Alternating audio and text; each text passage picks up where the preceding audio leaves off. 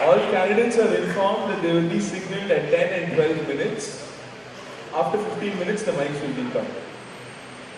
So, the first candidate to speak will be Sagar Chourasia.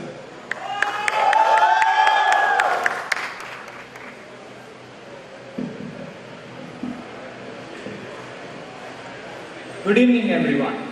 Change, it occurs all around us, along with the changing times, but we often fall short of adapting. A good leader is not just the one who initiates change, but one who controls it. These are many examples of situations where people have taken a step towards something and get so caught up in the process that all the resources deployed are in vain. Dedication, boldness in the face of adversity, self-sacrifice, these are the virtues that I was lucky to encounter early in my life. My father helped germinated these finer aspects of human nature that I now respect and that now stand as my idols in my times of need. If I were to ask right now, how many of you would be ready to take up politics as your life work? How many of you would reply in the affirmative? Unfortunately, the few malpractices that come to light tend to overshadow all the good that the political system had to offer. BITS has had the global fortune of having a very organized student union, but it also has not reached its full potential. It's my hope to improve on the functions of the Union Council and in my capacity as the President of the Student Union to see a flurry of changes around campus that will set us on the path to international recognition. The following have been some of my contributions to the student body and institute in the last 2 years that I spent here. I have worked as the hostel representative of Shankar Bhavan for the year 2013-14, and I was the joint coordinator of the Academic Research and Counseling Division. I was the managing head of the Founders Day program. I organized a talk on practice in school to address the queries of students regarding the technicalities of practice school. Apart from these roles, I have also been actively involved in Nirman activities for the last 3 semesters. Accompanied by my co-workers, I have visited several villages and helped them to whatever extent possible. Interaction with underprivileged children aimed at providing them with the education and thereby helping eradicating child labor. These tips also have served as a means of inspiration that I wouldn't be able to do without. Now, I have mentioned some of the changes that I plan to implement as a part of my action plan. Going solar.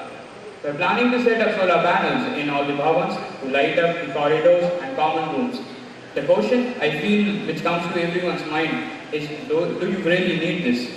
Apart from being an eco-friendly form of energy, why we really need these panels is because there is a limit to the amount of electricity that the institute can get from the government.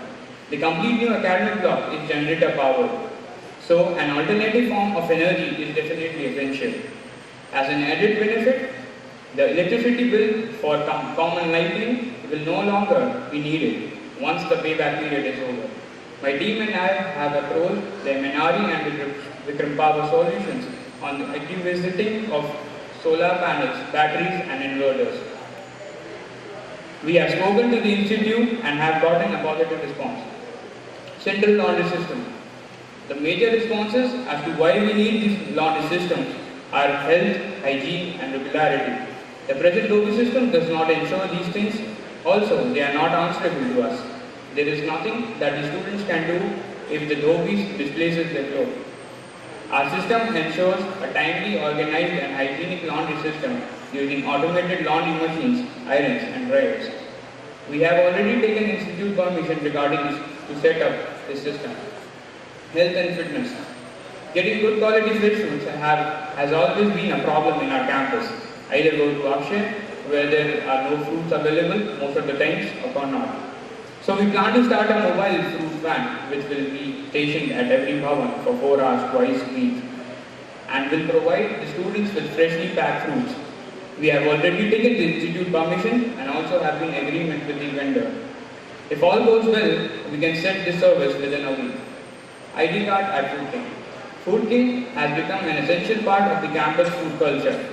One of the greatest conveniences on campus is the ID card system that allows a student to make cashless purchases at certain locations. Extending this facility to food team seems logically the next justified step to take.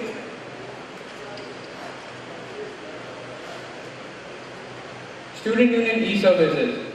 Last year, I set up the Student Union technical team, which now caters to the technical requirements of the student unions further. Furthermore, I plan to extend the student union website to include a link for notice issues by various clubs, departments and administrations. There will also be an extension where the sales of various merchandise will be handled.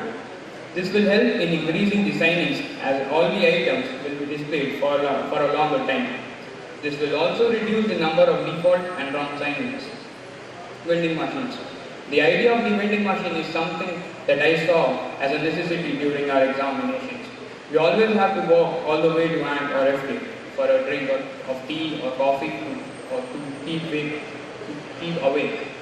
We have talked to the vendors who have agreed to set up these machines and also ensure a regular maintenance of these machines. Campus Development Committee. Why not to deploy all the ideas and thoughts of all the candidates who stood for the elections but didn't win?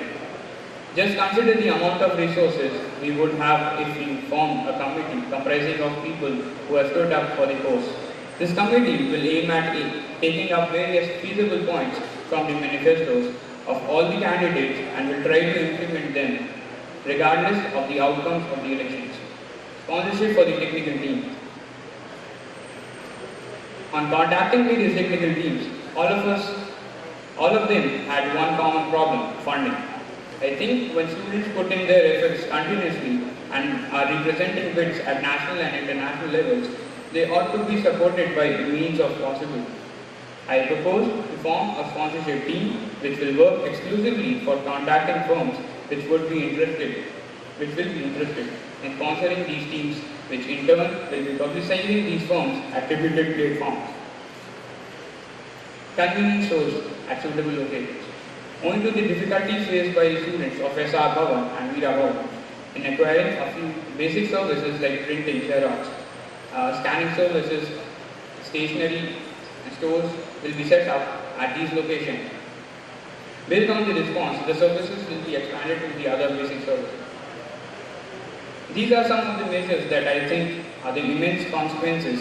I believe that the experience I have had working with the SU have helped shape me into an individual who is ready to assume the responsibilities demand of a candidate contesting for the post of President Student Union. I am Sagar Chourasia. Thank you. For Sagar and they've been asked by Tanu. So listen carefully, it's a bit long. Question 1.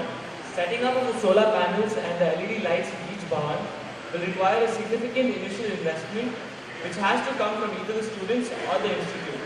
A direct consequence of either of the two being a significant fee hike. If not a fee hike, this will then result in a significant reallocation of the institute's budget, which will see academic and other tentatively planned academic infrastructural activities suffer. Do you think it is justified? What are your thoughts on this?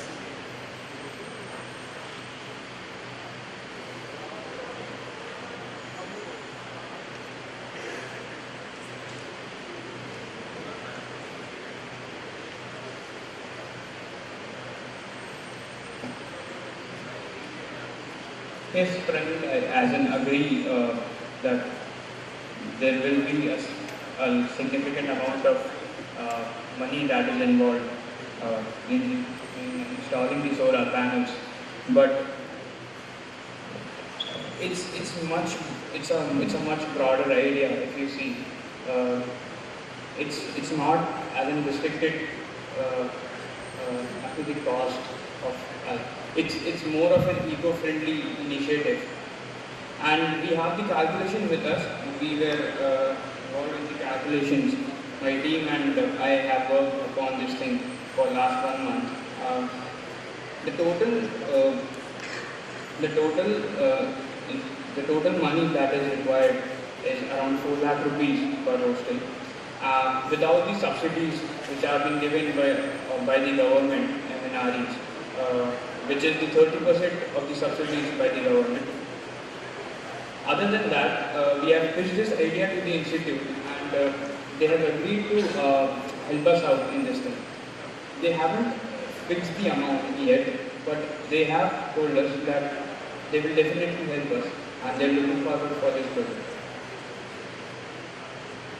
So the next question is again for Sagar himself. The institute authorities were extremely reluctant to let the current credit facility at ANK continue. What were his apprehensions and views when? So don't you think the same apprehensions would extend when he proposed such a facility to take place in Food King? The institute authorities were extremely reluctant to let the current credit facility at ANK continue. Don't you think that they would have such apprehensions even for the extension of such a facility at Food King? As far as I know, that Sodexo cannot raise questions on what we do outside the ANK.